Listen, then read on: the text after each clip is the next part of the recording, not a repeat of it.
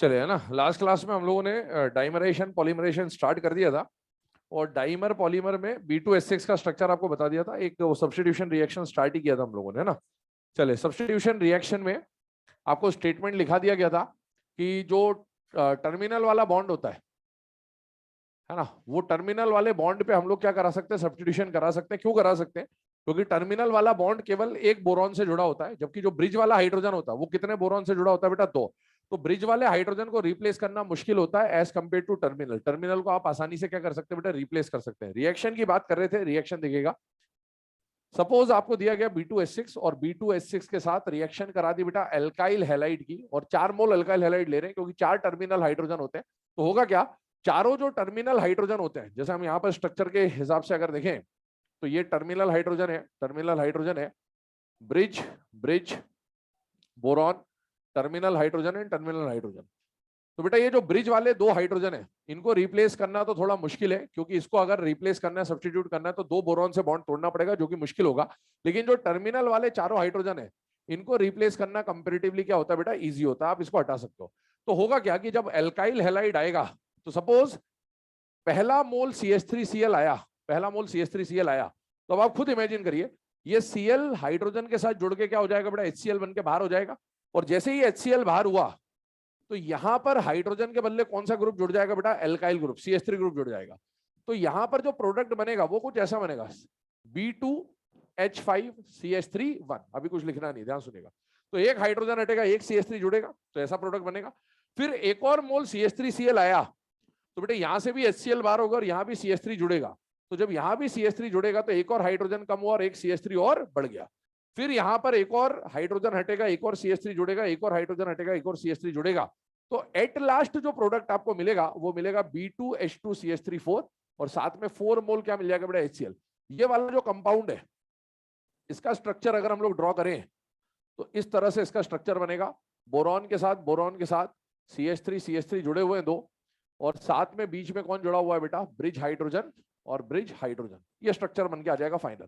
अब इसमें एक क्वेश्चन आपके दिमाग में आना चाहिए कि सर अपन ने हाइड्रोजन हटाया, कोई दिक्कत नहीं, चलिए सब्स्टिट्यूशन था, हाइड्रोजन हटा दिया, Cl भी आया, चलिए।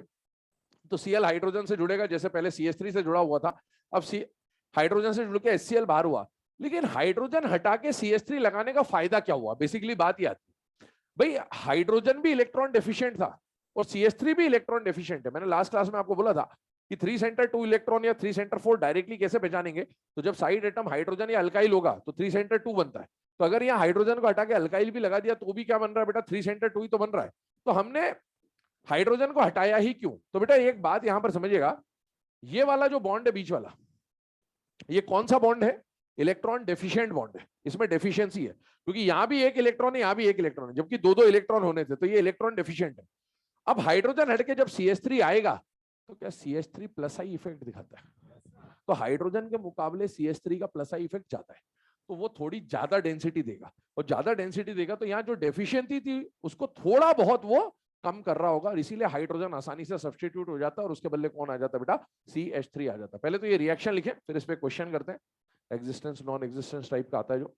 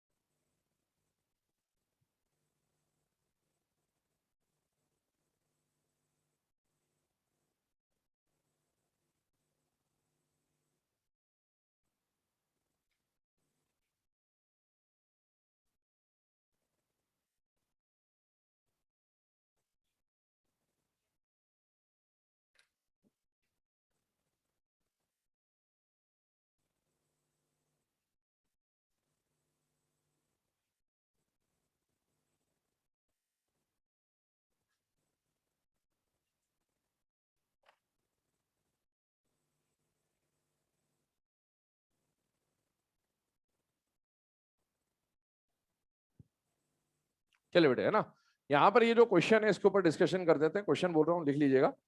When diborane reacts with alkyl halide, when diborane reacts with alkyl halide, when diborane reacts with alkyl halide, then the product which is not obtained, then the product which is not obtained, चार option आपके सामने लिखे हुए हैं, and I hope इतना समझ में आ रहा है कि वहां पर कौन सा ऑप्शन हो जाएगा बेटा, फोर्थ, है ना, क्योंकि फोर्थ वाला बनाने के लिए 6 के 6 हाइड्रोजन सब्स्टिट्यूट करने पड़ेंगे, जो कि पॉसिबल नहीं है। केवल टर्मिनल वाले हाइड्रोजन सब्स्टिट्यूट होंगे, ब्रिज वाले हाइड्रोजन सब्स्टिट्यूट नहीं होते हैं। ठीक, चलिए इसके बाद अगर हम लोग बात करें नेक्स्ट रिएक्शन की तरफ बात करें, तो सब्स्टिट्यूशन रिएक्शन के बाद, सब्स्टिट्यूशन पे हमने कहां अटैक कराया, टर्मिनल पे। अब अगला जो पार्ट है एनसीईआरटी में न्यूक्लियोफिलिक रिएक्शन के बारे में दे रखा है, तो उसके ऊपर डिस्कशन कर रहे हैं। ध्यान से सुनना, ध्यान समझना जो बात बता रहा हूं। इधर देखो बेटा, ये जो डाइबोरेन है इसमें ये वाले बॉन्ड पे फोकस करिए। ये वाला बॉन्ड कौन सा बेटा, बनाना बॉन्ड। ये जो बनाना बॉन्ड है, यहां पर भी एक इलेक्ट्रॉन है, यहां पर भी एक इलेक्ट्रॉन है, मतलब ये इलेक्ट्रॉन डेफिशिएंट बॉन्ड है। और अगर इलेक्ट्रॉन की डेफिशिएंसी है तो यहां पर कौन अटैक करेगा, न्यूक्लियोफाइल अटैक करेगा या इलेक्ट्रोफाइल अटैक करेगा, न्यूक्लियोफाइल। न्यूक्लियोफाइल कौन होगा, न्यूक्लियस लविंग। यहाँ पर डेंसिटी कम है, मतलब यहाँ पर डेल्टा प्लस है बेसिकली, और डेल्टा प्लस पे कौन आके अटैक करेगा बेटा, न्यूक्लियोफाइल अटैक करेगा। और न्यूक्लियोफाइल की अगर मैं बात करूं तो आप जानते हैं कि क्या ये जितने भी ये लोन पेयर लेके बैठे हुए आपके सामने है ना, NH3 लिया हमने, या 1 डिग्री 2 डिग्री 3 डिग्री अमाइन लिया, या CO लिया, ये जितने भी स्पीशीज अभी आपके सामने लिखे हैं, ये सारे के सारे क्या हो सकते हैं बेटा, न्यूक्लियोफाइल। हमें वैसे न्यूक्लियोफाइल्स का कोई एंड नहीं है, लेकिन आपको सिलेबस में मेनली एमाइंस के बारे में पढ़ना है, क्योंकि एनसीईआरटी में वही मेंशन है, और साथ में एक CO का मेंशन है एनसीईआरटी में। तो ये सारे के सारे किसकी तरह काम करेंगे बेटा, न्यूक्लियोफाइल। अब सुनना, जब न्यूक्लियोफाइल आएगा अटैक करने, तो न्यूक्लियोफाइल इस वाले बॉन्ड पे अटैक नहीं करेगा। किस पे अटैक नहीं करेगा बेटा, टर्मिनल पे अटैक नहीं करेगा, क्योंकि टर्मिनल पे तो इलेक्ट्रॉन जितना होना था उतना है। लेकिन जो ब्रिज वाला बॉन्ड है, यहां पर इलेक्ट्रॉन की डेफिशिएंसी, और इसलिए न्यूक्लियोफाइल आके कहां अटैक करेगा बेटा, ब्रिज वाले बॉन्ड पे अटैक करेगा। जब ब्रिज वाले बॉन्ड पे अटैक करेगा तो ब्रिज बॉन्ड ही टूटेगा। कौन टूटेगा, ब्रिज बॉन्ड। अब ब्रिज बॉन्ड टूटने के दो तरीके, सुनना ध्यान से। अगर सपोज हम लोगों ने इस तरह से बॉन्ड बनाया, ये B2H6 का डायग्राम हम लोग रिप्रेजेंट कर रहे हैं, ठीक है, ये, और यहां पर भी मैं B2H6 का डायग्राम बना देता हूं, तो ध्यान से देखिएगा, है ना। और एक कंडीशन समझना कि ऐसे क्यों तोड़ा जा रहा है, उसके ऊपर भी बात कर रहे हैं कि क्यों इस तरह का बॉन्ड क्लीवेज होता है। ठीक है, आपको यह पता है कि जो भी न्यूक्लियोफाइल आएगा वो कहां पर अटैक करेगा बेटा, ब्रिज पे। तो टूटना कौन सा बॉन्ड है, ब्रिज टूटना है, बॉन्ड क्लीवेज कराना है आपको। अब आप ऑर्गेनिक केमिस्ट्री में बॉन्ड क्लीवेज के दो टाइप पढ़ते हैं, होमोलाइटिक और हेट्रोलाइटिक, होमोलाइसिस हेट्रोलाइसिस।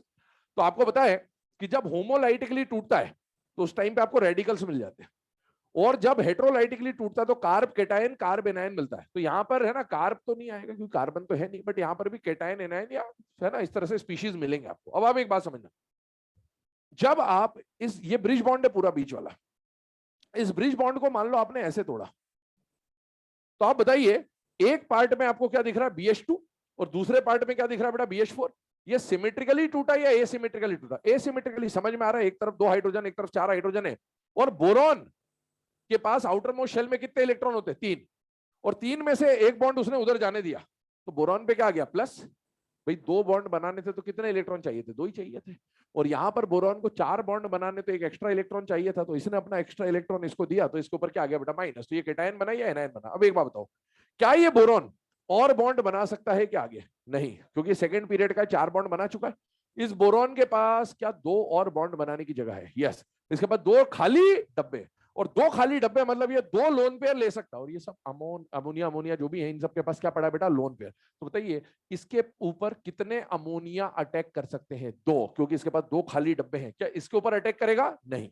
अब आगे सुनिए, यहां पर आइए, मान लीजिए इस बॉन्ड को हमने ऐसे तोड़ा, क्या अभी भी हमने ब्रिज और ब्रिज बॉन्ड को ही तोड़ा है क्या, यस। पर इस बार जो ब्रिज बॉन्ड टूटा है, एक तरफ BH3 दूसरी तरफ BH3, क्या इसको सिमेट्रिकल क्लीवेज बोला जाएगा बेटा। तो 2 तरह के क्लीवेज आपको यहां पर देखने को मिलेंगे, एक तो एसिमेट्रिकल और एक सिमेट्रिकल। एक बात बताइए, अगर मैंने BH3 बनाया तो क्या इस बोरॉन के पास एक खाली डब्बा है यहां पर, और इसके पास भी एक खाली डब्बा है। तो बताइए उधर कितने अमोनिया अटैक कर रहे थे, 2, इधर भी कितने अटैक करेंगे, 2। उधर दोनों का अटैक एक पे होगा, और यहां पर दोनों का अटैक अलग अलग होगा। इसी से पता चलता है कि कहां पर सिमेट्रिकल होगा, कहां एसिमेट्रिकल होगा। बहुत ध्यान सुनना, ये जो ग्रुप्स आपके सामने लिखे गए हैं ये वाले, इनको हम लोग बोलते हैं हल्के ग्रुप। क्या बोलते हैं बेटा, है ना, हल्की ग्रुप और बल्की ग्रुप। हल्की मतलब लाइट, और वो हैवी ग्रुप, बल्की ग्रुप, है ना। तो इसको क्या बोलेंगे, हल्की ग्रुप, और इसको क्या बोलेंगे बेटा, बल्की ग्रुप। हल्की ग्रुप जब भी अटैक करेगा डाइबोरेन पे, आपको एसिमेट्रिकल क्लीवेज मिलेगा। क्यों मिलेगा वो भी बताता हूं। और जब बल्की ग्रुप अटैक करेगा तो आपको हमेशा क्या मिलेगा बेटा, सिमेट्रिकल क्लीवेज मिलेगा। क्यों मिलेगा, कारण समझिएगा। भाई यहां पर भी तो सर सिमेट्रिकल हो सकता था, या वहां भी तो एसिमेट्रिकल हो सकता था, तो क्या हुआ, कारण समझिएगा। जब आपको एसिमेट्रिकल क्लीवेज करवाना है, तो जो दोनों में से जो भी अटैक करे, वो दोनों ग्रुप एक ही बोरॉन पे अटैक करेंगे। अब मान लो यहां पर मैं 2 अमोनिया जोड़ रहा हूं, और यहां पर मैं 2 R3N जोड़ रहा हूं, ठीक है। अब देखो यहां पर एक का नाम दिया लोअर अमाइन और एक का नाम क्या दिया बेटा, हायर अमाइन। तो पहले इसको भी समझ लीजिए। क्या ये अमोनिया में अभी आप हाइड्रोजन देखें और एक एक हाइड्रोजन हटाएं और एक एक अल्काइल ग्रुप जोड़ें, तो इसका बल्कीनेस बढ़ेगा। अब देखो इसका 1 डिग्री ये बना, 2 डिग्री ये बना, 3 डिग्री ये बना। क्या 3 डिग्री के बाद इसमें और अल्काइल ग्रुप आ सकते थे क्या, नहीं। तो ये इसका सबसे बड़ा ग्रुप है, और इसीलिए हमने इसको क्या बोला बेटा, हायर अमाइन। और ये इनके छोटे ग्रुप है, इसमें और सब्स्टिट्यूशन हो सकता है फर्दर, तो इसको हमने क्या बोला बेटा, लोअर अमाइन। अब समझना, अगर इस पे 2 अमोनिया अटैक करें, स्टेरिक हिंड्रेंस के हिसाब से सोचना, 2 अमोनिया यहां जोड़ जाए, और इसी पे अगर 2 R3N जोड़ूं, तो बेटा ज्यादा स्टेरिक हिंड्रेंस किसमें होगा, अमोनिया में, R3N में। R3N एक ही ग्रुप पे, एक ही बोरॉन पे 2 बड़े ग्रुप जोड़ पाने से स्टेरिक हिंड्रेंस ज्यादा होगा, और इसीलिए यहां पर 2 R3N या 2 बल्कि ग्रुप अटैक नहीं कर पाएंगे। और अगर दोनों को एक पे अटैक करना हो, तो फिर कौन सा क्लीवेज होगा, एसिमेट्रिकल। इसलिए वो बड़े ग्रुप हैं, और बड़े ग्रुप में जब एसिमेट्रिकल क्लीवेज होगा तो स्टेरिकली हिंडर हो जाएगा, और स्टेरिकली हिंडर हो जाएगा तो वो इस केस को शो नहीं कर पाएंगे। जबकि अगर एक ही बोरॉन पे 2 अमोनिया या 2 Rn2 या 2 R2NH हमने लगा दिए, इसके कंपैरिजन में इनका स्टेरिक हिंड्रेंस कम होगा, तो दोनों ग्रुप एक बोरॉन पे आके आसानी से जुड़ सकते हैं। अब इधर देखो, जब ये बड़ा ग्रुप लाना है, तो दोनों को एक बोरॉन पे या एक बोरॉन पे जोड़ने से तो क्या हो जाएगा बेटा, स्टेरिक हिंड्रेंस। तो हम क्या कर रहे हैं कि एक R3N को एक बोरॉन पे अटैक करा दिया, और एक R3N को एक बोरॉन पे अटैक करा दिया, ताकि एक बोरॉन पे एक ही बल्कि ग्रुप आए, एक बोरॉन पे एक ही बल्कि ग्रुप आए, जिसकी वजह से स्टेरिक हिंड्रेंस नहीं होगा, और कंपाउंड इजीली क्या हो जाएगा बेटा, स्टेबल हो जाएगा, एग्जिस्ट करेगा। और सुन ले इसको, और डिटेल में बात कर लेते हैं। सर हल्का ग्रुप, बल्का ग्रुप, है ना सर, इतना तो समझ में आ रहा है कि ठीक है, हल्की बल्कि। एक आपने वहां CO लिखा, और CO तो सर देखने में तो हल्की दिख रहा हमको, छोटा ही दिख रहा है CO तो, है ना। तब तो सब चीज नहीं बताएंगे मजबूरी है, ठीक है। तो किसी को कुछ समझना होगा तो बाहर आ जाना, बाहर बताएंगे आगे की डिटेल। नहीं नहीं, क्वेश्चन नहीं।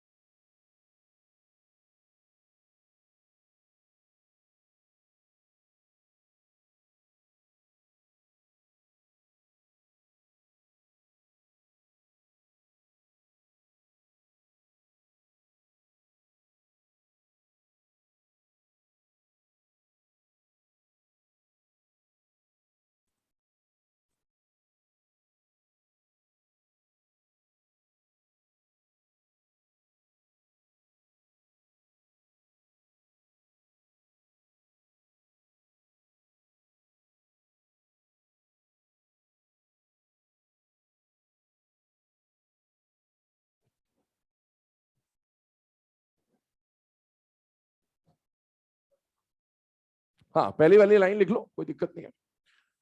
लिखिएगा statement, in diborane, in diborane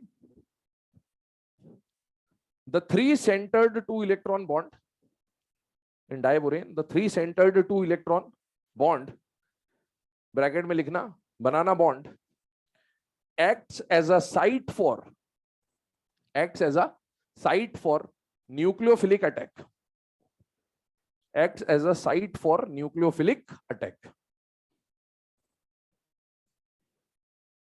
acts as a site for nucleophilic attack.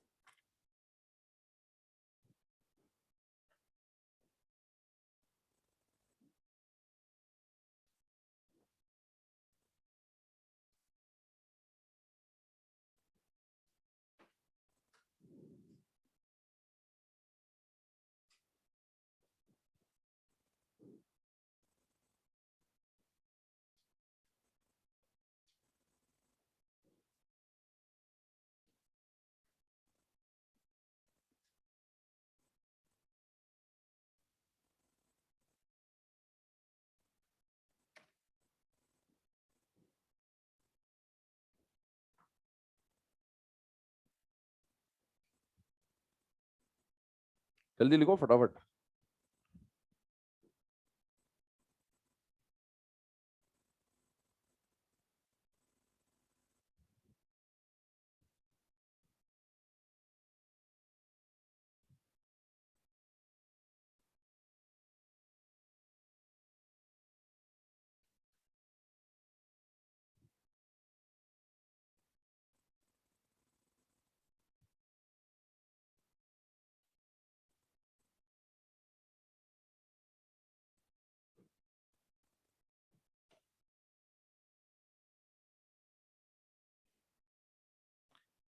चले बेटा, है ना, यहां पर ध्यान दीजिएगा। ये जो न्यूक्लियोफिलिक रिएक्शन अभी आपके सामने लिखी थी, इसके आगे के पॉइंट पे डिस्कशन कर रहे हैं, ध्यान सुनना। इसमें आपको क्या बताएगा कि कोई भी न्यूक्लियोफाइल आ जाए ना, जैसे हमने यहाँ पर अमाइन लिखे थे, अमाइन के अलावा सीओ आ जाए या कोई भी न्यूक्लियोफाइल आ जाए, तो कौन सिमेट्रिकल कौन एसिमेट्रिकल क्लीवेज दिखाएगा, उसकी बात हो गई।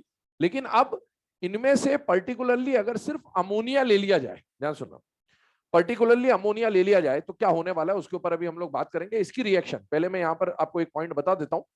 इस रिएक्शन में देखिएगा, जब आप B2H6 की रिएक्शन अमोनिया से करा रहे हैं, है ना, इस अमोनिया से करा रहे हैं B2H6 की रिएक्शन, और यहां पर आप B2H6 की रिएक्शन R3N से करा रहे हैं। ध्यान सुनना, मैंने आपको अभी बोला था कि एक B2H6 पे जब अमोनिया अटैक करेगा तो कितने मोल अमोनिया अटैक करेगा? 2, क्योंकि अब देखो इसके पास कोई खाली डब्बा नहीं है और इसके पास कितने खाली डब्बे? 2, तो अटैक तो 2 ही अमोनिया करेगा। और यहां पर इसके पास भी एक खाली डब्बा, इसके पास भी एक खाली डब्बा है, तो अटैक कितने अमोनिया करेंगे बेटा? 2 ही करेंगे R3N पे।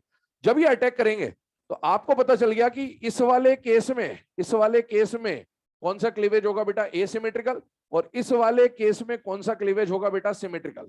जब इसमें एसिमेट्रिकल क्लीवेज होगा तो आप देखो, आपको एक तरफ मिलेगा BH2 और उस BH2 पे ही दोनों अमोनिया जुड़ने आ जाएंगे, क्योंकि एसिमेट्रिकल अटैक हो रहा है। तो आपको यहां पर मिलेगा BH2 NH3 ट्वाइस का प्लस, और सामने जो BH4 है, मतलब इसी पे दोनों अमोनिया अटैक कर रहे हैं, इस पे कोई अमोनिया अटैक नहीं कर रहा, तो आपको मिलेगा BH4 पे माइनस। और यहां देखिए, एक R3N इस पे अटैक करेगा, एक R3N इस पे अटैक करेगा। जब R3N इस पे अटैक करेगा तो बताइए प्रोडक्ट देखिए इस तरह से दिखेगा, आपको BH3 दिखेगा, एक BH3 और दिखेगा, और NR3 का जो नाइट्रोजन है वो अपना लोन पेयर इसको देगा, NR3 का जो नाइट्रोजन है वो लोन पेयर इसको देगा। क्या ये दोनों प्रोडक्ट सेम है अलग है बेटा? सेम है।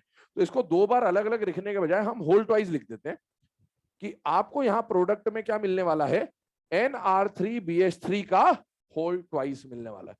अब जब इसको लिखोगे तो एक बात ध्यान रखना, ये कोऑर्डिनेट बॉन्ड जो बन रहा है इसको कोऑर्डिनेट लिख लेना, क्योंकि होगा क्या, आज के 1 महीने बाद जब आप कॉपी खुलेंगे तो आपको ऐसा दिखेगा कि B2S6 और R3N ने मिलके क्या दिया, NR3, और NR3 से क्या मिल गया आपको, BH3। तो ध्यान रखना ये रिएक्शन का प्रोडक्ट नहीं बता रहा, ये क्या है बेटा, कोऑर्डिनेट बॉन्ड है ना। ऐसी दुर्घटना होती है और इसीलिए आप वहां पर कोऑर्डिनेट बॉन्ड मेंशन कर लेना।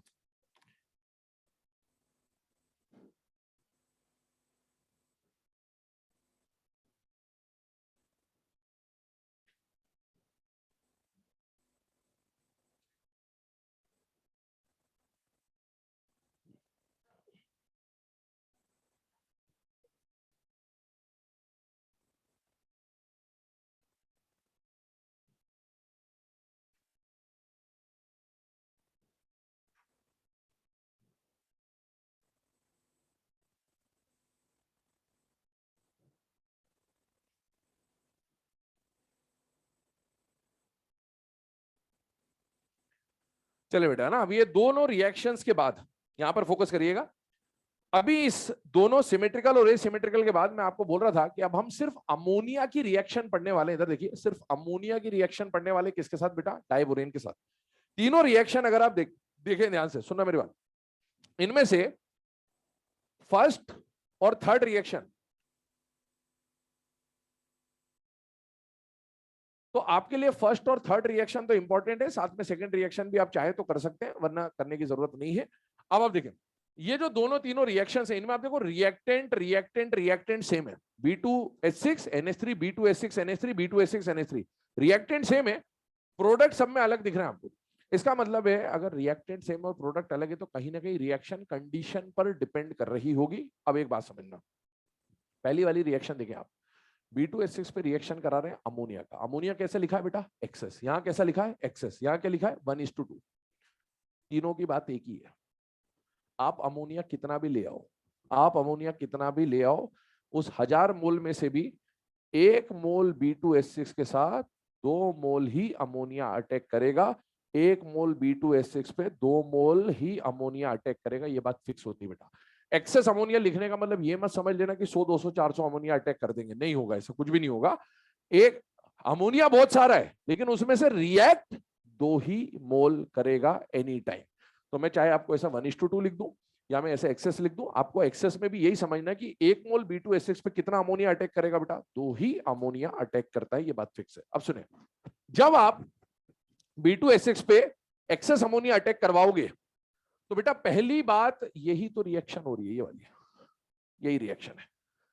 ये दोनों जब रिएक्शन करेंगे तो ये कौन सा क्लीवेज दिखाएगा बेटा, एसिमेट्रिकल क्लीवेज दिखाएगा। एसिमेट्रिकल में कैटायन बनेगा, एनायन बनेगा, उस कैटायन पे 2 खाली डब्बे थे तो 2 अमोनिया ने अटैक करके क्या बना दिया बेटा, BH2NH3 ट्वाइस प्लस, और बाकी पूरी रिएक्शन सेम है, कुछ भी नया नहीं है। आगे सुनेगा, जब आप इस कंपाउंड को हीट करेंगे, क्या करेंगे, हीट, ये कितना टेम्परेचर है, लो, ये कैसा टेम्परेचर है, हाई, 1 से 3 पे ले जा रहा हूं।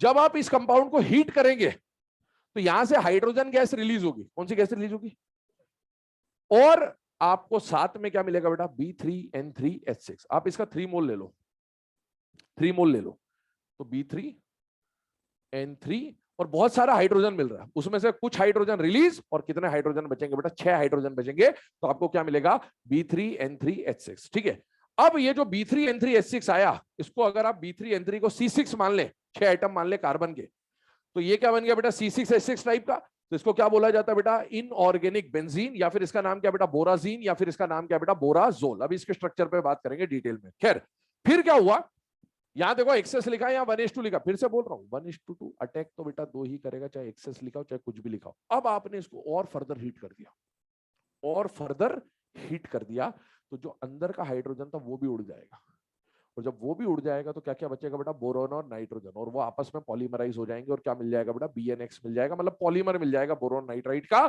तो आप देखें बोरोन नाइट्राइड, इसको क्या बोलते हैं बेटा, इनऑर्गेनिक ग्रेफाइट। इनऑर्गेनिक ग्रेफाइट बोलने का कारण भी यही है, इसका स्ट्रक्चर ग्रेफाइट की तरह होता है। ग्रेफाइट का स्ट्रक्चर आपने एलोट्रोप्स ऑफ कार्बन देखा होगा, हेक्सागोनल लेयर बनती है, तो ये वैसे ही स्ट्रक्चर बनाता है, और साथ ही साथ इसको क्या बोलते हैं बेटा, बोराजोन, है ना। तो एनसीईआरटी में ये रिएक्शन वगैरह तो नहीं मेंशन्ड है, बट फिर भी ये कंपाउंड आपको पता होना चाहिए कि कभी एक बार एग्जाम में आया हुआ क्वेश्चन है बेसिकली, कि आपको ऑप्शंस दिए थे कि किसका स्ट्रक्चर ग्रेफाइट के सिमिलर होता है। अब अगर पता है तो ही हो पाएगा, वरना नहीं होगा, है ना, इसीलिए पता होना चाहिए। खैर, ये तीनों रिएक्शन लिखे, इसके बाद B3N3H6 का जो स्ट्रक्चर वगैरह है उससे रिलेटेड पॉइंट देखते हैं, फिर अगले मॉलिक्यूल पर बढ़ते हैं, BeCl2 वगैरह जो डाइमर पॉलीमर हमें पढ़ने थे।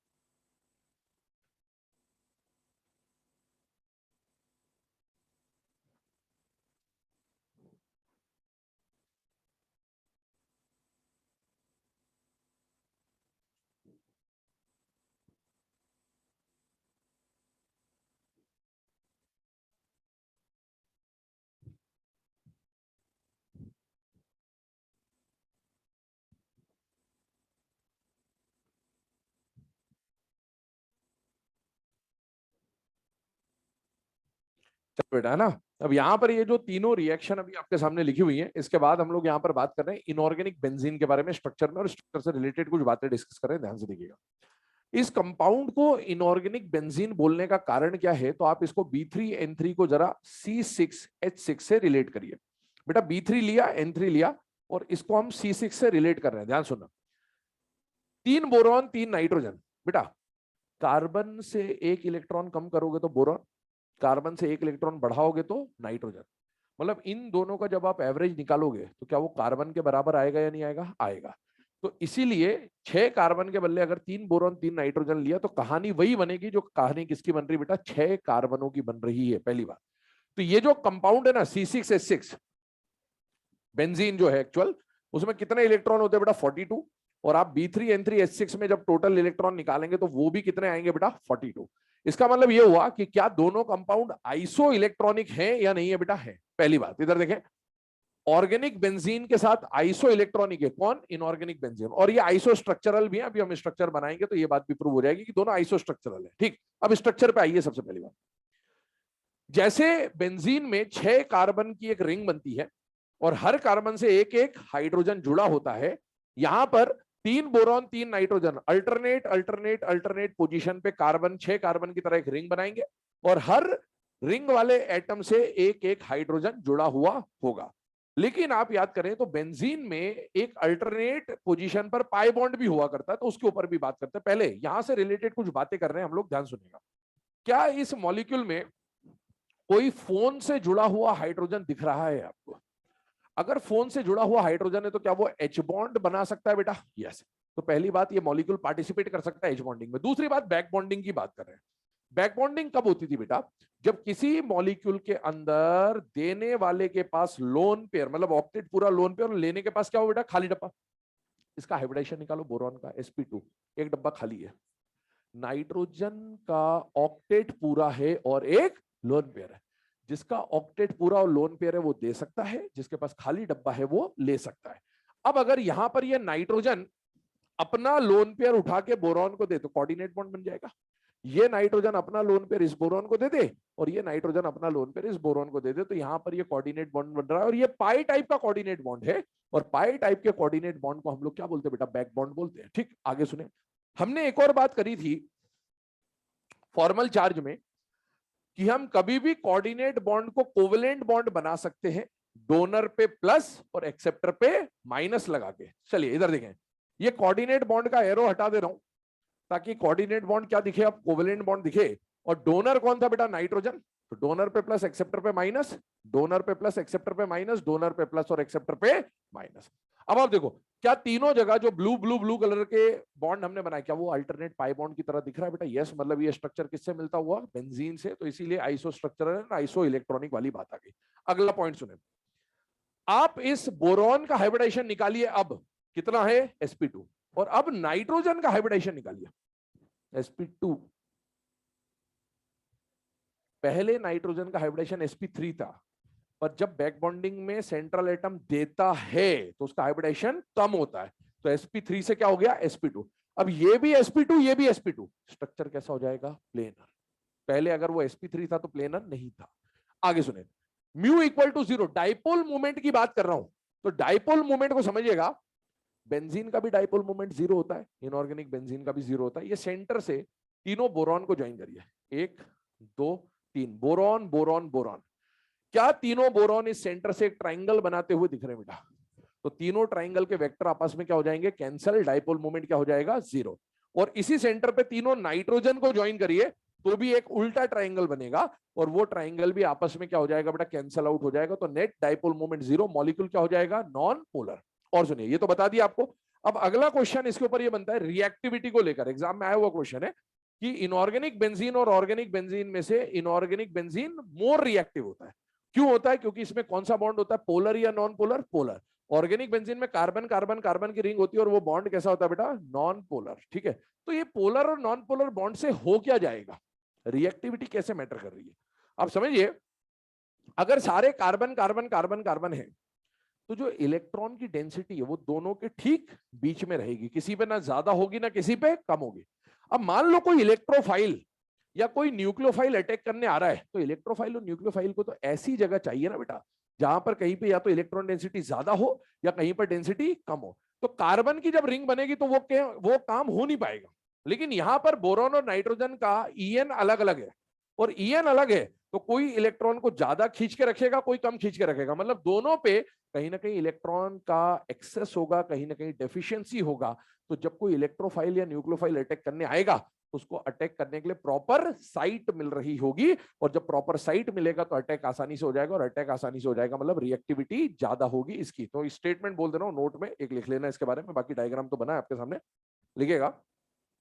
Inorganic benzene, inorganic benzene is more reactive than organic benzene. Inorganic benzene is more reactive than organic benzene due to presence of polar bonds. Due to presence of polar bonds.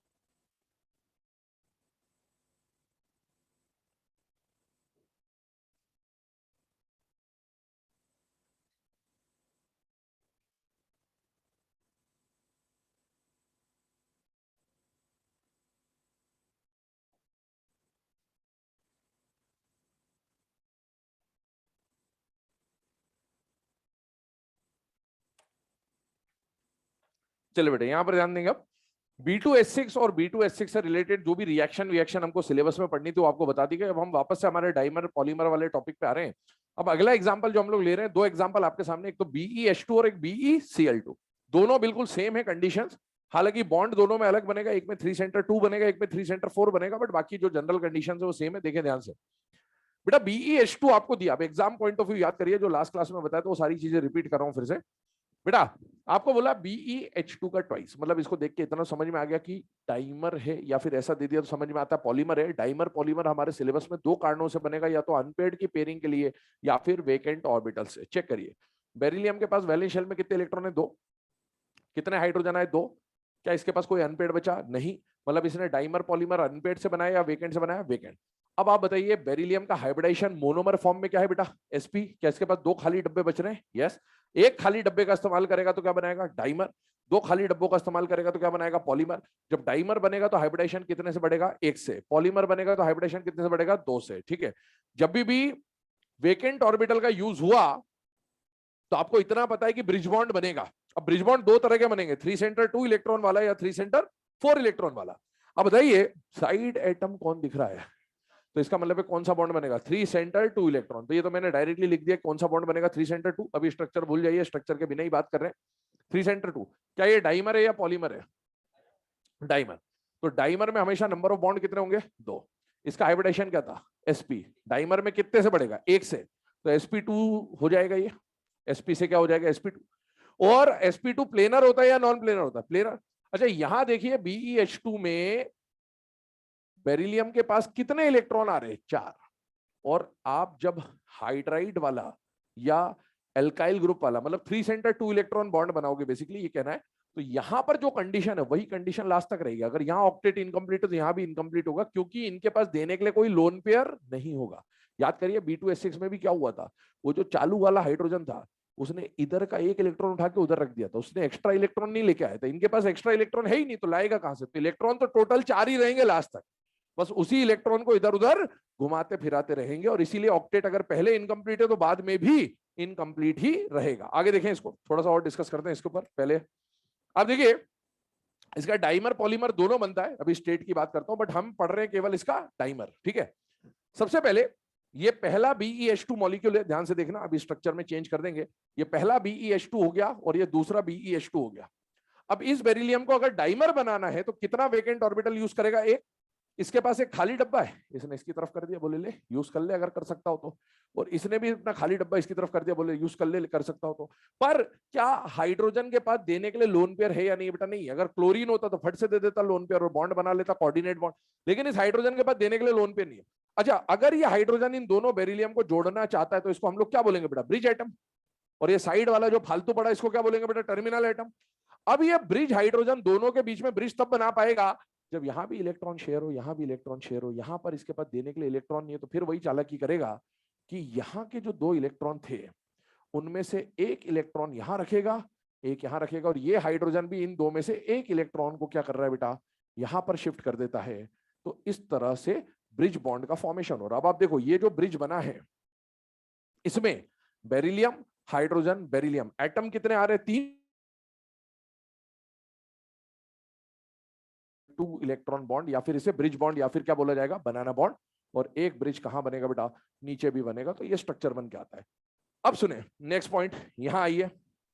BeH2 की ही तरह हम बात कर रहे हैं किसकी बेटा? BeCl2 की। BeCl2 को पहले इंडिविजुअली देखें तो बेटा बेरिलियम के पास वैलेंस शेल में कितने इलेक्ट्रॉन थे? 2। क्लोरीन के पास लोन पेयर भी है, क्लोरीन के पास लोन पेयर भी है। अब सुनिए, बेरिलियम के पास 2 इलेक्ट्रॉन थे, 2 क्लोरीन आए, दोनों ने सिंगल सिंगल बॉन्ड बना लिया। क्या अब बेरिलियम के पास कोई अनपेड इलेक्ट्रॉन बचा क्या? नहीं। फिर भी इसने क्या बनाया? डाइमर। फिर भी इसने क्या बनाया? पॉलीमर। अगर कोई डाइमर या पॉलीमर बना रहा है तो क्यों क्यों बनाता है? या तो अनपेड की पेयरिंग के लिए या फिर वेकेंट ऑर्बिटल से। अब बेरिलियम के पास कोई अनपेड बचा नहीं, फिर भी इसने डाइमर बनाया, तो कैसे बनाया बेटा? वेकेंट से। अगर वेकेंट से बनाया है तो 2 तरह के ब्रिज बॉन्ड बनेंगे, 3 सेंटर 2 या 3 सेंटर 4। बताइए साइड एटम कौन है बेटा? क्लोरीन। कौन सा बॉन्ड बनेगा? 3 सेंटर 4। अगर मैं डाइमर की बात करूं तो कितने बॉन्ड बनेंगे? 2। पॉलीमर में आप बता नहीं सकते कितने बनेंगे, इसका पॉलीमर भी बनाएंगे हम लोग। दूसरी बात, इसके मोनोमर का हाइब्रिडाइजेशन बताइए कौन सा है? sp। तो बताइए इसके डाइमर का हाइब्रिडाइजेशन क्या हो जाएगा? sp2। sp2 प्लेनर या नॉन प्लेनर? प्लेनर। और यहां पर बेरिलियम के पास कितने इलेक्ट्रॉन है? 4। ध्यान सुनना, 4। क्या क्लोरीन के पास, देखो हाइड्रोजन के पास तो इलेक्ट्रॉन नहीं था तो उसने यहां का उठा के वहां कर दिया, पर क्या क्लोरीन के पास देने के लिए लोन पेयर होगा? अच्छा, अभी कितना डब्बा इस्तेमाल कर रहे हो एक्स्ट्रा? एक। तो 4 इलेक्ट्रॉन है और एक डब्बा और इस्तेमाल किया तो उसमें क्या आएगा? एक लोन पेयर। कितने इलेक्ट्रॉन हो जाएंगे? 6। तो ऑक्टेट कंप्लीट या इनकंप्लीट? इनकंप्लीट, अभी भी इनकंप्लीट रहेगा। लेकिन जब ये पॉलीमर बनाएगा तो ये 2 डब्बे देगा, 2 डब्बों में 2 लोन पेयर आएंगे, मतलब 4 एक्स्ट्रा इलेक्ट्रॉन आएंगे और 4 यहां होंगे, तो तब क्या हो जाएगा बेटा? ऑक्टेट पूरा हो जाएगा। अभी स्ट्रक्चर में देखते हैं वो चीज। अब इधर देखो, इसको अप्लाई करते। बेरिलियम के साथ एक बेरिलियम एक क्लोरीन जुड़ा हुआ है इस तरह से, और इस बेरिलियम के साथ एक इलेक्ट्रॉन यहां, और यहां पर भी मैं बना देता हूं। तो ये बेरिलियम का एक इलेक्ट्रॉन और ये क्लोरीन। ठीक, ये कंडीशन है इनिशियल। अब इस बेरिलियम को अगर डाइमर बनाना था तो इसने अपना वेकेंट ऑर्बिटल इसकी तरफ कर दिया और इसने अपना वेकेंट ऑर्बिटल इसकी तरफ कर दिया, पर इस बार क्लोरीन के पास क्या पड़ा है बेटा? Lone pair. तो क्लोरीन खटाक से अपना लोन पेयर इसके वेकेंट ऑर्बिटल में डाल देगा बेटा यहां पर, और यहां पर ये वाला क्लोरीन भी अपना लोन पेयर इसके वेकेंट ऑर्बिटल में डाल देगा। दोनों इलेक्ट्रॉन मैंने क्रॉस से रिप्रेजेंट करे हैं। क्रॉस से रिप्रेजेंट करने का मतलब मैं क्लोरीन के इलेक्ट्रॉन दिखा रहा हूं बेटा, और मैंने सिर्फ वही इलेक्ट्रॉन दिखाए यहां पर जो बॉन्ड फॉर्मेशन में पार्टिसिपेट कर रहे हैं। अब आप देखो इस स्ट्रक्चर को देखिए, तो यहां पर ये जो ब्रिज बना रहा है क्लोरीन दोनों के बीच में, यहां पर एटम कितने हैं बेटा? 3, लेकिन इलेक्ट्रॉन कितने हैं बेटा? 4। तो इसे बोला जाएगा 3 सेंटर 4 इलेक्ट्रॉन बॉन्ड। क्या ये ब्रिज बॉन्ड है या नहीं है बेटा? है। क्या ये कोऑर्डिनेट बॉन्ड बना है या नहीं बना है? बना है। क्या इसको बनाना बॉन्ड बोलेंगे या नहीं बोलेंगे? नहीं बोलेंगे, ये बात ध्यान रखिएगा। और ऐसे ही एक नीचे वाला जो ब्रिज बॉन्ड बन रहा है वो इस तरह से बनेगा। तो ये आपके सामने कंडीशन लिखी हुई है, कहां पर क्या होगा। सेम इसी का पॉलीमर यहां पर ड्रॉ कर देता हूं मैं, जब तक इसको नोट कर लें आप।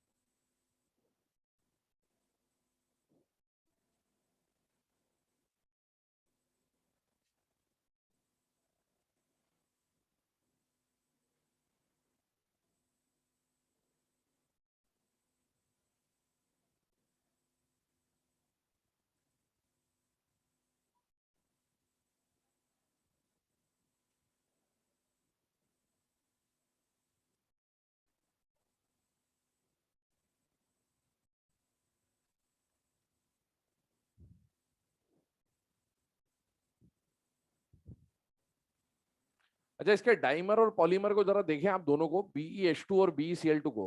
तो वेपर फॉर्म में बना हुआ है डाइमर, और सॉलिड फॉर्म में क्या बना है बेटा? पॉलीमर, है ना। इसको कभी भूल भूल भी जाए तो सिंपल सा लॉजिक है, आप समझ के भी कर सकते हैं। आप खुद सोचिए, वेपर फॉर्म और सॉलिड फॉर्म को कंपेयर करिए बेटा। वेपर फॉर्म में इंटर पार्टिकल अट्रैक्शन ज्यादा होगा या कम होगा? वेपर में कम, और सॉलिड में?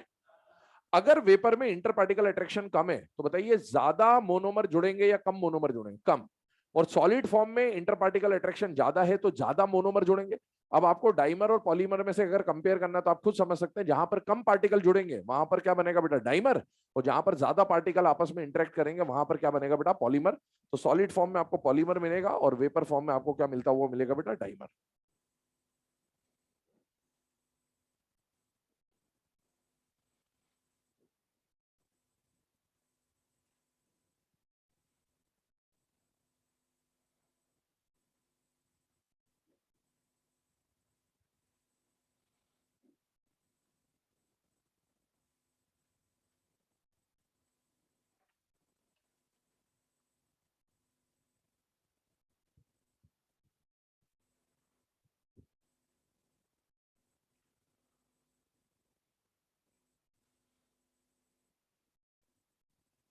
चलो बेटा, अब 2 मिनट के लिए यहाँ पर ध्यान देना।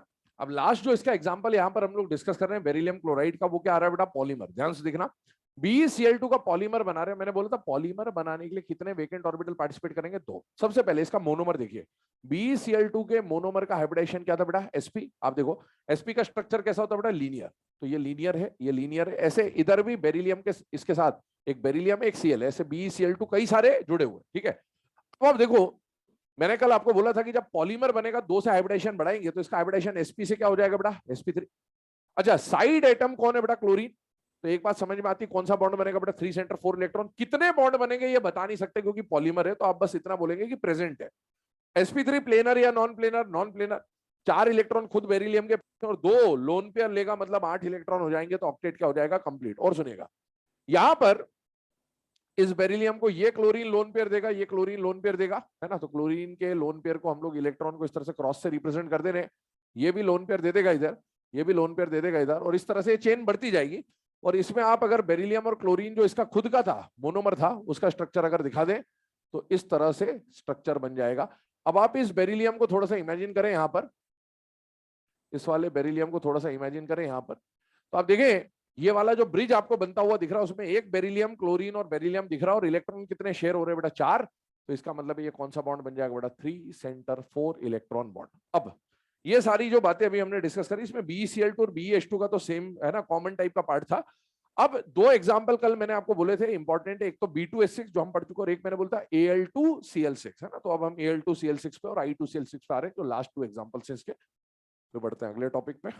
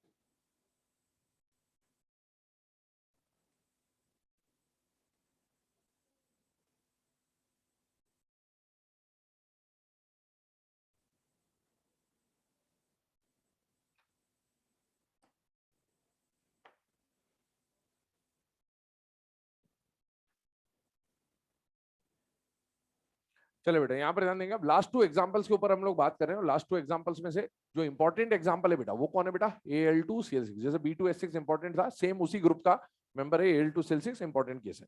सबसे पहले अगर हम लोग बात करें बेटा Al2Cl6 की, तो आप देखें सबसे पहले Al2Cl6 जो है इसका मोनोमर फॉर्म क्या लिखा जाएगा बेटा? AlCl3। ठीक है, बात वही आती है डाइमर क्यों बनाया, अनपेड से या वेकेंट से? तो अब इसको देख के समझ में आना चाहिए कि वेकेंट से बना है। वेकेंट से बना है तो 3 सेंटर 2 या 3 सेंटर 4 होगा। साइड एटम क्लोरीन है तो 3 सेंटर 4 बनेगा। डाइमर है तो 2 बॉन्ड बनेंगे।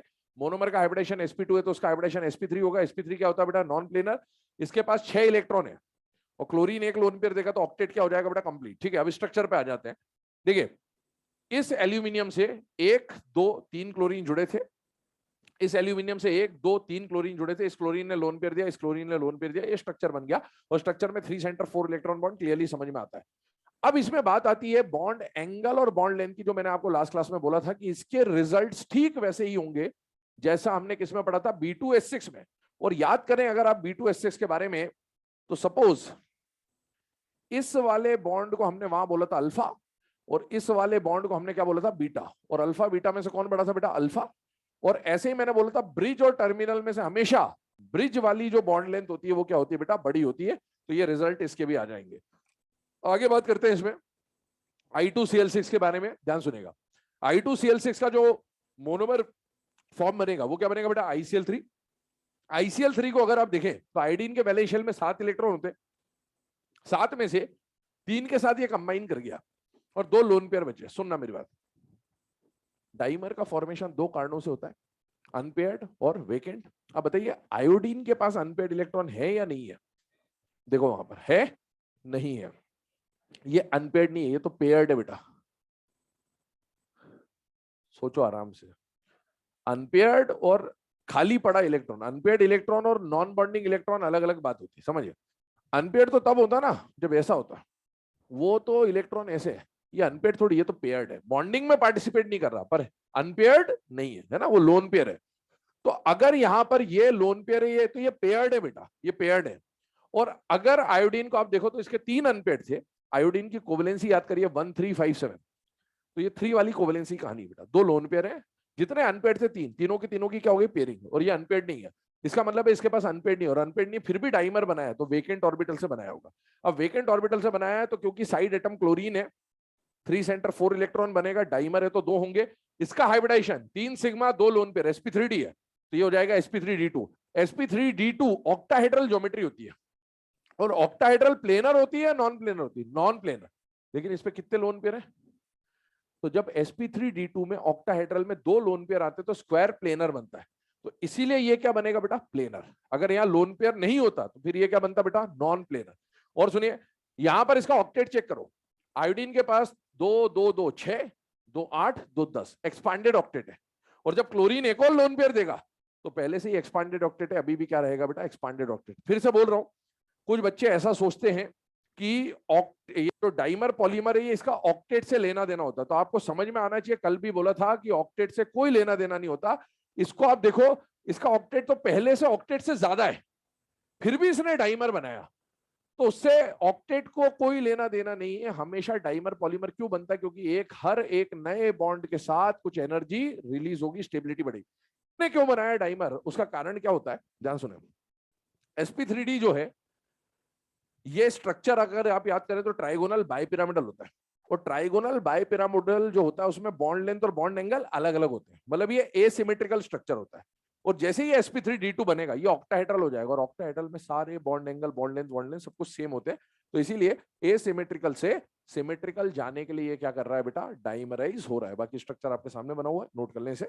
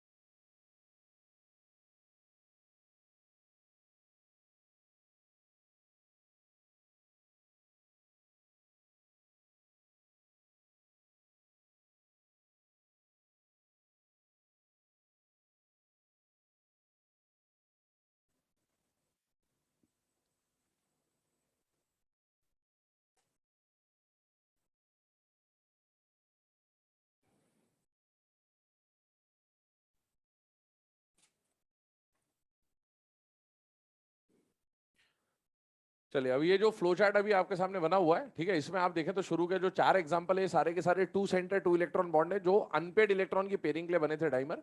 और बाकी सारे जो केसेस है वो वेकेंट ऑर्बिटल वाले हैं। उनमें से आप देख सकते हैं जहां पर भी हाइड्रोजन या अल्काइल ग्रुप दिख रहा है वहां पर 3 सेंटर 2 लिखा है हमने, और जहां पर भी हेलोजन साइड एटम में दिख रहा है वहां क्या लिखा बेटा 3 सेंटर 4 इलेक्ट्रॉन बॉन्ड, इस तरह से लिखा हुआ है। ये फ्लो चार्ट बनाते रहिएगा, क्वेश्चन बोल दे रहा हूं दो, वो लिख लीजिए। पहला क्वेश्चन लिखिएगा, during formation of the following molecule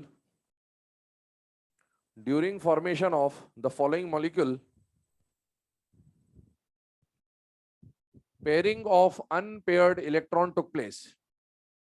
Pairing of unpaired electron took place. Pairing of unpaired electron took place. पहला ऑप्शन लिखें,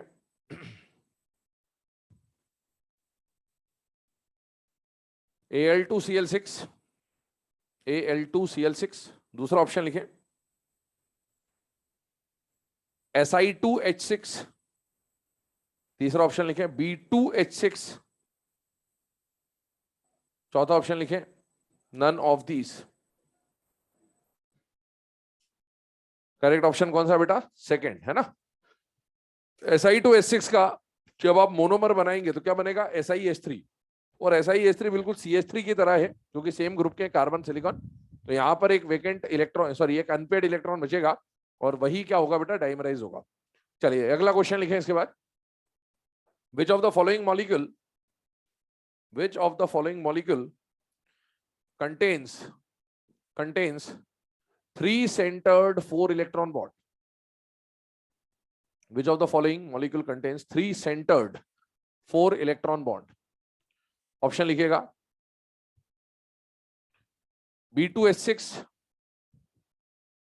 B2H6। अगला ऑप्शन लिखें C2H6। तीसरा ऑप्शन लिखें Al2Cl6। चौथा ऑप्शन लिखें Al2CH36। थर्ड ऑप्शन Al2Cl6 और फोर्थ ऑप्शन Al2CH36। तो करेक्ट ऑप्शन कौन सा हो जाएगा? थर्ड। ठीक है, चलिए अब आते हैं नेक्स्ट टॉपिक की तरफ। अगला टॉपिक जो है वो है हाइड्रोलाइसिस। ठीक है, टॉपिक इंपॉर्टेंट है अगेन। ये वाला जो टॉपिक है हाइड्रोलाइसिस, इसमें बेसिकली हमारे सिलेबस में वाटर से रिलेटेड जितनी भी रिएक्शंस हैं वो सारी रिएक्शन हम एक टॉपिक के अंदर पढ़ेंगे। जैसे हमने केमिकल बॉन्डिंग में हीटिंग इफेक्ट की बात करी थी कि जितने भी हीट वाली रिएक्शन थी सब एक साथ पड़ी, यहां पर सारी वाटर वाली रिएक्शन आएगी। अब ध्यान सुनना, ये जो सारी रिएक्शंस आपको बताई जाएंगी, मतलब 40 50 60 रिएक्शन जो भी आएंगी, ये सारी रिएक्शन जो है सबका मैकेनिज्म कॉमन है। इसलिए हम इसका पहले मैकेनिज्म समझ लेंगे। हालांकि हम लोग मैकेनिज्म बार बार यूज नहीं करेंगे, बट समझ लेते हैं एक बार कि होता क्या है, फिर प्रोडक्ट बनाने का डायरेक्ट तरीका देखेंगे। जब हम इतनी सारी रिएक्शन पढ़ेंगे, 40-50 रिएक्शन पढ़ेंगे, तो उसमें से 4-5 रिएक्शन थोड़ी हटके होंगी, मतलब जो कॉमन पैटर्न को फॉलो नहीं कर रहे होंगे। तो वो जो 4-5 रिएक्शन है वो आपको याद रखनी पड़ेगी। याद रखने का तरीका क्या है वो मैं बता दूंगा आपको, लेकिन उनको याद रखना पड़ेगा आपको क्योंकि वो बाकियों से थोड़ा हट के रिएक्शन हो रही होंगी। बट 50 रिएक्शन में से मतलब 45 या 90% में बोल दूं, 90% ऑफ द रिएक्शन तो एक कॉमन पैटर्न से चलेगा, 2-4 रिएक्शन डिफरेंट होंगी, उसको याद रखना पड़ेगा। अब इन रिएक्शंस की अगर हम लोग बात करें तो हाइड्रोलाइसिस में होने क्या वाला है, ध्यान सुनना। हमारे सिलेबस में किसी भी कोवलेंट मॉलिक्यूल का वाटर से रिएक्शन आ जाए या किसी आयनिक कंपाउंड का वाटर से रिएक्शन आ जाए तो हम उसको किसमें काउंट कर लेंगे? हाइड्रोलाइसिस में। हालांकि हाइड्रोलाइसिस जनरली कोवलेंट मॉलिक्यूल्स का होता है। किसका होता है? कोवलेंट। अगर कोई कोवलेंट है तो उसका हाइड्रोलाइसिस अच्छा होता है, और अगर कोई आयनिक होता है तो उसका हाइड्रोलाइसिस नहीं होता, उसका हाइड्रेशन होता है। हाइड्रेशन एनर्जी जो हमने बात करी थी कि वाटर मॉलिक्यूल उसको क्या करते हैं बेटा? घेर लेते हैं।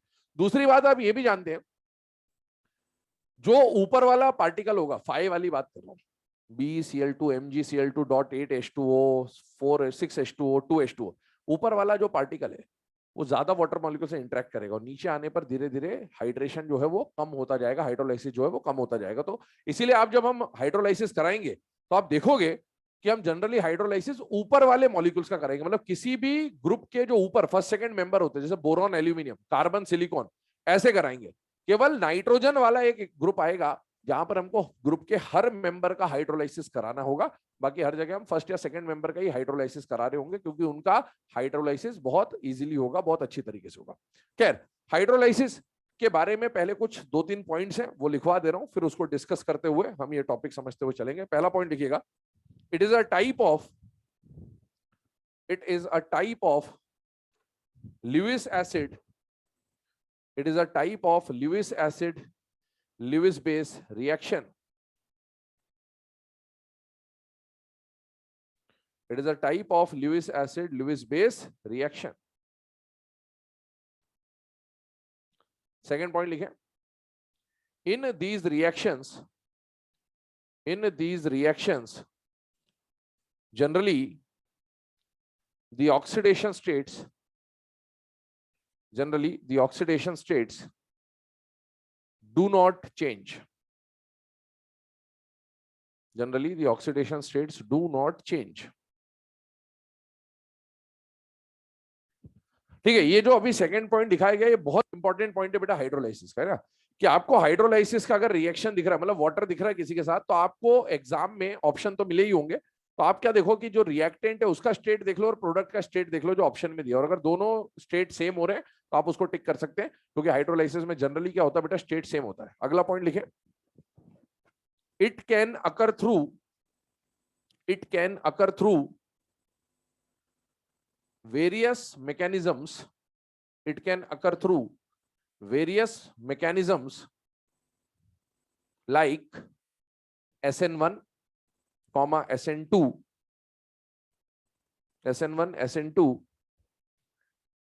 redox, push-pull, etc. Push-pull, अब फोर्स की डेफिनेशन, हाँ, पुश पुल एटसेट्रा, ठीक है, ये कुछ मैकेनिज्म है इसके, बट इन मैकेनिज्म्स में से, है ना, होते तो बहुत सारे मैकेनिज्म, और मैंने आपको बोला 4-5 रिएक्शन अलग आएंगी। बेसिकली वहां पर रेडॉक्स मैकेनिज्म हो रहा होगा। कौन सा मैकेनिज्म होगा? रेडॉक्स। तो वहां स्टेट चेंज होगा, इसीलिए वो बाकियों से डिफरेंट होगी। इनमें से, इन सारे मैकेनिज्म में से हम लोग एनसीईआरटी के अकॉर्डिंगली SN2 को फॉलो करेंगे। किसको फॉलो करेंगे? SN2। आप SN2 को टिक कर लीजिएगा। हम लोग मेनली SN2 के बारे में बात कर रहे होंगे यहाँ पर, ठीक है। बाकी होने को तो हाइड्रोलाइसिस कई तरीकों से हो सकता है, बट हम लोग फॉलो करेंगे SN2 को। अब मैं जो बता रहा हूँ उसको एक बार थोड़ा ध्यान से समझ लेना कि मैकेनिज्म क्या है। हम लोग मैकेनिज्म फॉलो नहीं करेंगे, बस आपको बता दिया जा रहा है कि होगा क्या, और लास्ट में हम लोग प्रोडक्ट बनाएंगे जुगाड़ मेथड से। जुगाड़ मेथड क्या है वो यहीं से पता चलेगी आपको। सबसे पहले मान लीजिए एक मॉलिक्यूल दिया गया आपको BCl3 + H2O। अब जैसे ही एग्जाम में किसी कंपाउंड के साथ वाटर आपको दिख जाए तो आपको समझ में आ जाना चाहिए कि ये रिएक्शन किसका है बेटा? हाइड्रोलाइसिस का, ठीक है। पहली बात तो ये हो गई। अब हाइड्रोलाइसिस जब आप कराओगे तो क्या पैटर्न रहेगा उसको समझिएगा। हाइड्रोलाइसिस में सबसे पहले आपको कौन सा मैकेनिज्म यूज करना है बेटा? SN2 mechanism. अब SN2 मैकेनिज्म क्या होता है? Nucleophilic substitution. और यूनिमोलिकुलर है या बायोमोलिकुलर है बेटा? बायोमोलिकुलर। और इसमें आप इतना जानते हैं कि SN1 SN2 में जो डिफरेंस होता है वो क्या होता है कि SN1 में अटैक और लीविंग ग्रुप दोनों साथ साथ चलते हैं, साइमल्टेनियसली प्रोसेस चलती है। वो आते जाएगा और ये निकलते जाएगा ऐसा। और इसमें पहले अटैक होकर ट्रांजिशन स्टेट बनेगा और लिविंग ग्रुप बाद में निकलेगा। 2 स्टेप में काम चलता है, इसलिए बायोमोलिकुलर बोलते हैं इसको, ठीक है। अब आप समझना, यहां पर जब आप BCl3 बना रहे हो, Cl, ध्यान सुनना है ना, पहले एक्चुअल मैकेनिज्म की बात कर रहा हूं, फिर आपको जो लिखा है उसके हिसाब से समझना। यहां पर देखिए, क्या यहां पर बोरॉन के पास एक खाली डब्बा है या नहीं बेटा? है। तो यहां पर ये जो वाटर है, मैंने आपको बोला कि इसको हम लोग, है ना, है तो ये SNAE रिएक्शन। कौन सी रिएक्शन है? SNAE, एडिशन एलिमिनेशन है। बट अपन इसको लुईस एसिड लुईस बेस से समझेंगे बाद में जाके। क्या ये वाटर एक लुईस बेस होगा या नहीं होगा बेटा? होगा। और ये वाला जो है, अगर ये लुईस एसिड हुआ तो उसके लिए इसके पास क्या होना चाहिए बेटा? खाली डब्बा। और अगर ऐसा हुआ तो इनका हाइड्रोलाइसिस हो जाएगा, ये कहने का मतलब है। अब आप इसको SNAE से समझो। इसके पास खाली डब्बा है, वाटर आया, क्या वाटर के पास देने के लिए लोन पेयर है या नहीं बेटा? है। ये लोन पेयर इसके पास देगा यहाँ खाली डब्बे में और कोऑर्डिनेट बॉन्ड बनाएगा। ये अभी कौन सा स्टेट बना बेटा? ट्रांजिशन स्टेट बना, TS बन गया। अभी आप बताइए, ट्रांजिशन स्टेट बनने के पहले BCl3 में बोरॉन का हाइब्रिडाइजेशन क्या था बेटा? sp2। और अब क्या हो गया? sp3। तो पहला क्वेश्चन आपसे ये पूछता है कि जब किसी का हाइड्रोलाइसिस हो रहा होता है तो जो ट्रांजिशन स्टेट बनेगा उसका हाइब्रिडाइजेशन क्या होगा? तो जो पेरेंट का हाइब्रिडाइजेशन है उससे 1 यूनिट बढ़ा देना है, क्योंकि एक एडिशनल बॉन्ड यहां पर बनेगा। तो आप अगर इसका sp2 हाइब्रिडाइजेशन है तो इसका sp3 कर दो, इसका sp है तो इसका sp2 कर दो, इसका sp3 है तो इसका sp3d कर दो। इस तरह से हाइब्रिडाइजेशन बढ़ेगा 1 से, हमेशा ट्रांजिशन स्टेट में। अब आगे सुनिए, ये अटैक हुआ, ट्रांजिशन स्टेट बन गया, तो एडिशन तो हो गया, अब एलिमिनेशन की बारी है। और आप जानते हैं कि OH और Cl में से बेटर लिविंग ग्रुप कौन है बेटा? Cl। ये निकल जाएगा HCl के फॉर्म में। जब ये निकला तो इसको वापस से रीअरेंज कर रहा हूं मैं, यहां Cl आया, यहां Cl आया, और यहां पर कौन आ गया बेटा? OH, HCl बाहर। अभी एक Cl रिप्लेस हुआ एक OH से, क्या अभी दो और Cl या बेटर लिविंग ग्रुप है या नहीं बेटा? है। तो अब एक और वाटर अटैक करेगा, और एक और वाटर अटैक करेगा तो वो जो अगला H2 आया वो यहां से HCl निकालेगा, और उस HCl के बदले यहां पर कौन बैठ जाएगा बेटा? OH। और ऐसे ही यहां से भी Cl निकलेगा और यहां पर भी कौन आएगा? OH। ये आपका फाइनल प्रोडक्ट होगा। पर ये 3 स्टेप में हो रहा है, 1 by 1 by 1। पर हमारे पास एग्जाम में इतना टाइम नहीं होगा कि हम ये एक एक स्टेप करवा के देखें। तो इसीलिए आपको सीधी सी बात ध्यान रखनी है कि जब ट्रांजिशन स्टेट बनेगा तो ट्रांजिशन स्टेट 1 by 1 बनेगा। तो आपको ट्रांजिशन स्टेट में हाइब्रिडेशन कितने से बढ़ाना है? 1 से। ठीक है, पहली बात। और दूसरा प्रोडक्ट क्या बनाना है उस पर बात करते हैं। अब देखो यहां पर मैं इसको अब आपको लुईस एसिड लुईस बेस के कारनामे से बता दे रहा हूं, ध्यान से देखिएगा। सबसे पहली बात, वाटर दिखा मतलब समझ में आना चाहिए हाइड्रोलाइसिस की बात हो रही है। क्या वाटर एक लुईस बेस की तरह काम करता है या नहीं करता? बेटा करता है। पर वाटर में भी लुईस बेस कौन है? OH माइनस है एक्चुअल में। अब आप बताइए यहां पर अगर इसको लुईस एसिड की तरह काम करना है, पहली बात आप बताइए बोरॉन पे चार्ज कितना है बेटा? +3। Cl पे क्या है बेटा? -1। अब आप बताओ वाटर जब भी आए, मैं आपको बोलते आ रहा हूं पानी को तोड़ दो H+ और OH में, और एक का केटायन दूसरे के एनायन पे, दूसरे का केटायन एक के एनायन पे, इस तरह से आपको करना है। बताइए OH नेगेटिव है, किस पे अटैक करेगा? बोरॉन पे। और H किस पे अटैक करेगा? Cl पे। अच्छा HCl पे अटैक करेगा तो क्या HCl निकल जाएगा? यस, है ना। ये 3 पे -1 नहीं, एक Cl पे -1 स्टेट है ना। अब आप देखो ये जो बोरॉन पे +3 है, OH आपका लुईस बेस एक्चुअल में वाटर नहीं है, एक्चुअल में तो लुईस बेस कौन है बेटा? OH-। लुईस बेस वहां अटैक करेगा क्योंकि इस पे नेगेटिव है, तो कहां अटैक करेगा? पॉजिटिव वाले पे। पर Lewis acid Lewis base reaction तब हो पाएगी जब इसके पास खाली डब्बा होगा। क्या इस पॉजिटिव वाले के पास खाली डब्बा है या नहीं है? है। और अगर खाली डब्बा है तो हाइड्रोलाइसिस हो जाएगा। अगर ऐसा केस आता है, अभी हम इसको भी पढ़ेंगे, पर समझ लीजिए पहले यहां पर कार्बन पे क्या है बेटा? +4, और क्लोरीन पे क्या है बेटा? -1। वाटर को तोड़िए, कैसे तोड़ोगे? H+ और OH-। बताइए H+ किस पे अटैक करेगा? Cl- पे। और OH किस पे अटैक करेगा? कार्बन पे। नेगेटिव वाला हमेशा किस पे अटैक करेगा? Positive pay. और OH हमेशा अटैक करेगा पॉजिटिव पे। अगर पॉजिटिव वाले को देखो, क्या इसके पास खाली डब्बा है क्या? नहीं।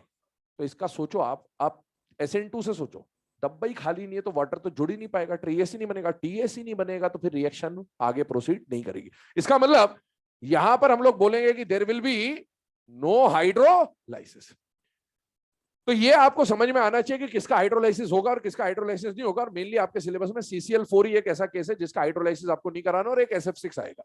तो CCl4 का केस अलग है। क्यों नहीं होगा? क्योंकि इसके पास वेकेंट ऑर्बिटल नहीं होगा। SF6 की कहानी बाद में देखेंगे। अभी देखो, अब आपको प्रोडक्ट बनाने के तरीके के ऊपर बात करता हूं मैं, ध्यान सुनिएगा। ये तो अभी आपको एक तरीका बताया, दूसरे तरीके पे चले, ध्यान सुनिएगा जहां पर दिक्कत होगी। अभी मैंने बनाया BCl3 और इस पर रिएक्शन करा बेटा वाटर का। आपने देखा कि ये +3 है, ये -1 है, और इसको तोड़ा आपने तो कैसे तोड़ा? H+ और OH- पे। H ने इस पे अटैक करा, OH ने इस पे अटैक करा। आपने देख लिया इसके पास क्या बेटा? खाली डब्बा है। अगर खाली डब्बा है तो हाइड्रोलाइसिस हो जाएगा। तो प्रोडक्ट क्या बनेगा भैया? BOH thrice. क्यों बना बेटा? क्योंकि बोरॉन पे कौन सा चार्ज है? +3। अब आपको ये समझ में आना चाहिए कि ये जो एलिमेंट होगा, सेंट्रल एटम जो होगा यहाँ पर, वो या तो मेटल होगा या नॉन मेटल होगा, दो में से कोई एक ना एक तो होगा। अगर आप किसी एलिमेंट पे OH का अटैक करा रहे हो तो OH का अटैक कराने का मतलब क्या है? इस एलिमेंट का क्या बनेगा? हाइड्राइड बनेगा कि ऑक्साइड बनेगा कि हाइड्रोक्साइड बनेगा? हाइड्रोक्साइड।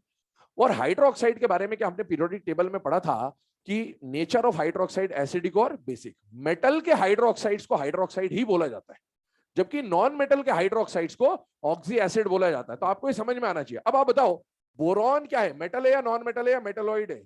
मैंने बोला था मेटलॉइड। एनसीईआरटी क्या लिखता है? Non metal. अच्छा, नॉन मेटल का हाइड्रोक्साइड क्या बनेगा? Oxy acid. बोरॉन कौन सी स्टेट का है? +3।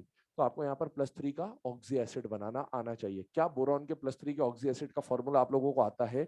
और वो फॉर्मूला क्या होता है बेटा? H3BO3। सर इतना क्यों करवा रहे हो? हमें तो पता ही चल रहा है ना, +3 है तो 3 OH लगा देंगे। ऐसा नहीं करना है बेटा, ये बटन नहीं दबाना है, ध्यान रखना। हाँ, ये लाल बटन है बेटे, इधर देखो ध्यान से। आपको बोला इसका हाइड्रोलाइसिस करा लें, ठीक है। तो इसका हाइड्रोलाइसिस जब कराने चले तो आपने क्या करा बेटा, H+ और OH- में तोड़ा। H+ ने किस पे अटैक करा बेटा, Cl पे। HCl जहां भी निकलेगा व्हाइट फ्यूम्स में मिलेगा, सफेद धुआं। कैसा मिलेगा? हॉरर मूवीज में दरवाजे के नीचे धुआं निकलते रहता है ना, वही वाला व्हाइट फ्यूम्स होता है HCl के, है ना। अब आप सुनो, ये OH किस पे अटैक करेगा बेटा, फास्फोरस पे। तो फास्फोरस का क्या बनेगा, हाइड्रोक्साइड। फास्फोरस नॉन मेटल है, नॉन मेटल का हाइड्रोक्साइड मतलब ऑक्सी एसिड। कौन से स्टेट का ऑक्सी एसिड, +3। तो सर ऐसे ही तो बना दे, बिल्कुल बना दे, कोई दिक्कत नहीं है। क्या बना, H3PO3, चल गया, ठीक है। फिर आए आगे, है ना। अब गड़बड़ हो जाएगी। अब आप देखो, यहां पर आ रहा है +5, यहां पर आ रहा है -1, इसके पास खाली डब्बा भी है, पॉजिटिव चार्ज भी, OH इस पे अटैक करेगा तो E बना दोगे। ये नहीं बनेगा बेटा, ये बनाना है, ठीक है। तो इसीलिए बोला जा रहा है कि जिस स्टेट का एलिमेंट है उस स्टेट का ऑक्सी एसिड का फॉर्मूला आपको आना चाहिए। इसीलिए हम ऑक्सी एसिड पहले पढ़ा हम लोगों ने। जिस स्टेट का एलिमेंट है उस स्टेट के ऑक्सी एसिड का फॉर्मूला आपको आना चाहिए। कई बार ये चल जाएगा, ठीक है, लेकिन हर बार नहीं चलेगा।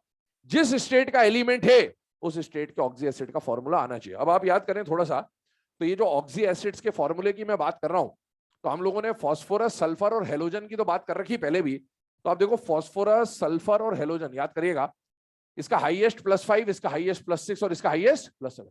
इसमें कौन सा एसिड बनता था, इक। कौन सा बनता था, इक। फिर +3 और फिर हाइपोस। अगर फास्फोरस का +5 का कभी ऑक्सी एसिड बनाना पड़ जाए तो फॉर्मूला क्या बनेगा, H3PO4, फॉस्फोरिक। मैंने बोला पेरेंट तो याद होने ही चाहिए, उसके बिना काम नहीं चलेगा बेटा। ये H3PO3, ये H3PO2, इसकी यहां जरूरत नहीं पड़ेगी, पर वही कौशिकदा में ये बना था +1 हाइपोअस वाला प्रोडक्ट। यहां पर बताइए इक कौन बनेगा, H2SO4। +4 में बनाना हो तो H2SO3, और +2 में इसका प्रोडक्ट बनता है थायोसल्फ्यूरिक एसिड। हमने पढ़ा था हाइपोअस की स्टेट भी +2 होती है, पर वो इक था थायोसल्फ्यूरिक, H2S2O3 +2 में।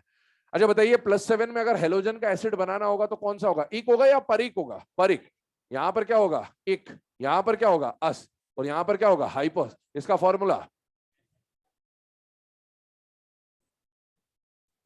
तो ये आपको फॉर्मूले याद होने चाहिए, क्योंकि इन्हीं फॉर्मूले पे प्रोडक्ट बनेगा। अगर आप यहां देखोगे कि हेलोजन भैया +7 में है, और +7 के हिसाब से अगर आप इधर OH7 कर दोगे तो मिलेंगे नेक्स्ट ईयर, ठीक है, ये पता होना चाहिए। और इसीलिए जो स्टेट है उस स्टेट का ऑक्सी एसिड का फॉर्मूला आपको आना चाहिए। अदरवाइज आप अगर सिर्फ OH ज्वाइन करेंगे तो प्रोडक्ट गलत हो जाएगा, ठीक है। तो ये पूरा हाइड्रोलाइसिस के बारे में आपको बेसिक बता दिया गया, किस किस तरह से ऑपरेट करेगा। क्या बेटा, लिखा नहीं अभी तक? इतनी देर तक मैंने बचा क्यों रखा था इसको, इसलिए तो बचा रखा था बेटा, ठीक है। अब सुने, हाँ कोई बात नहीं, देख लेना बाद में। अब सुने, इसमें अगला पॉइंट, हमें जब सिलेबस की हम लोग बात कर रहे होंगे, ध्यान सुनना, कोई एक एलिमेंट होगा, उस एलिमेंट के साथ या तो ऐसा, ध्यान समझते जाना जो पॉइंट बोल रहा हूं, ये हम जब हाइड्रोलाइसिस पढ़ेंगे, मैंने बोला 40-50 रिएक्शन आपको पढ़नी, तो रिएक्शन के टाइप समझिए, क्योंकि एग्जाम में आपको यही पहचानना होगा। एग्जाम में किसी रिएक्शन पे ऐसा दिख रहा है आपको, क्या इन रिएक्शन में वाटर दिख रहा है, नहीं दिख रहा बेटा, दिख रहा है। अगर दिख रहा है तो आपको समझ में आना चाहिए कौन सी रिएक्शन है, हाइड्रोलाइसिस। अब हाइड्रोलाइसिस किस किस का पढ़ना है हमें समझिए, हमें एलिमेंट के हैलाइड्स का हाइड्रोलाइसिस पढ़ना है। क्या पढ़ना है, हैलाइड्स। और अभी हम लोग वही बात करेंगे बेटी, हमें एलिमेंट्स के कार्बाइड्स का हाइड्रोलाइसिस पढ़ना है, और हमें एलिमेंट्स के ऑक्साइड्स का हाइड्रोलाइसिस पढ़ना है। अब आपको यह दिख के तो समझ में आ जाएगा कि हम किसकी बात कर रहे हैं बेटा, हाइड्रोलाइसिस की। पर हाइड्रोलाइसिस भी किसका, हैलाइड का या कार्बाइड का या ऑक्साइड का, ये आपको यहां से दिखेगा। तो अभी हम लोग हैलाइड के बारे में बात कर रहे हैं फिलहाल में, कार्बाइड और ऑक्साइड क्या होगा वो कल के लेक्चर में आगे डिस्कस करेंगे हम लोग। सुने, सबसे पहले ये तो पॉइंट हो गया। दूसरी बात मैं जो आपको बोल रहा था वो ये था कि मान लीजिए ये पी ब्लॉक है, तो आपको यहाँ बोरॉन एल्यूमिनियम मिल रहा है, यहाँ कार्बन सिलिकॉन मिल रहा है, यहाँ नाइट्रोजन फॉस्फोरस, यहाँ ऑक्सीजन सल्फर, यहाँ फ्लोरीन क्लोरीन। हाइड्रोलाइसिस जनरली उनका होता है जिनका कोवेलेंट कैरेक्टर होता है। कौन सा कैरेक्टर होता है? अब आप बताओ, हम हैलाइड्स की बात कर रहे हैं फिलहाल में, या जो भी एलिमेंट है अगर आप उसका हैलाइड ले रहे हो तो बेटा हेलोजन मेटल है या नॉन मेटल है, नॉन मेटल।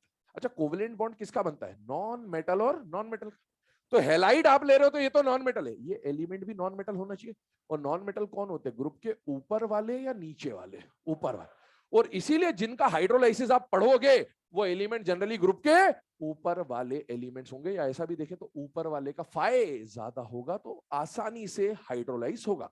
ये जो नीचे वाले आएंगे, एक ही ग्रुप पढ़ना है 15 वाला, इसमें आपको पूरे ग्रुप का हाइड्रोलाइसिस पढ़ना है, बाकी सब जगह ऊपर वाले और इसमें पूरा ग्रुप। ठीक है, अब जब पूरे ग्रुप का हाइड्रोलाइसिस पढ़ोगे आप, तो एक बात बताइए, ये नीचे वाले मेटल है या नॉन मेटल है? मेटल। और इसका हैलाइड क्या बनेगा? आयनिक।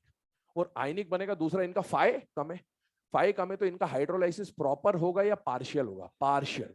और इसलिए एसबी और बीआई के प्रोडक्ट बाकियों से अलग बनेंगे, अलग बनेंगे। उसका कारण यह है कि इनका हाइड्रोलाइसिस पार्शियल होगा, कंप्लीट हाइड्रोलाइसिस नहीं होगा, बाकी सब जनरल रिएक्शन दिखा रहे होंगे। ठीक है, तो अब हम स्टार्ट कर रहे हैं इसमें हाइड्रोलाइसिस में। और सबसे पहले जब हम जिसकी डिस्कशन कर रहे हैं वो ग्रुप 2 से स्टार्ट कर रहा हूं मैं, एक रिएक्शन वो भी बताता हूं ग्रुप 2 की। देखिए, ग्रुप 2 की अगर बात की जाए तो ग्रुप 2 में जो सबसे पहला कंपाउंड आपको पढ़ना है वो कौन है बेटा? BeCl2। ध्यान से देखना, ऊपर वाला जो एलिमेंट है उसी का हैलाइड ले रहे हैं, अभी सब हैलाइड पढ़ेंगे हम लोग। एक बात बताओ, क्या ये आयनिक है या कोवेलेंट है? कोवेलेंट। तो कोवेलेंट का हाइड्रोलाइसिस अच्छा होता है, इसीलिए हम इसको ले रहे हैं। अब देखिए, इस पे कौन सा चार्ज आ रहा है बेटा? +2। इस पे कौन सा चार्ज आ रहा है बेटा? -1। और साथ में आपको क्या दिया गया बेटा? वाटर। अब मैंने आपको ये बोला था, किसी भी रिएक्शन में अगर आपको वाटर दिख जाए तो आप समझ जाइए कौन सी रिएक्शन है? हाइड्रोलाइसिस। अब हाइड्रोलाइसिस के लिए इसको क्या करना है बेटा? आपको तोड़ना है। जब तोड़ोगे तो कैसे टूटेगा? H+ और OH- में। अब बताइए, H+ किस पे अटैक करेगा? Cl पर। क्या बनाएगा? HCl। HCl के हमेशा आपको क्या मिलेंगे बेटा? व्हाइट फ्यूम्स, है ना, ये ध्यान रखिएगा, हर जगह नहीं लिखेंगे, यहां लिख दे रहे। और आप देखिए, Cl की जो स्टेट वहां है वही स्टेट यहां है, क्योंकि हाइड्रोलाइसिस में जनरली ऑक्सीडेशन स्टेट चेंज नहीं होता। अच्छा, OH किस पे अटैक करेगा ये बताइए? बी पे। अच्छा, बेरिलियम पे +2। OH हमेशा पॉजिटिव वाले पे अटैक करेगा, और जनरली एक रिएक्शन आएगी केवल, NCl3।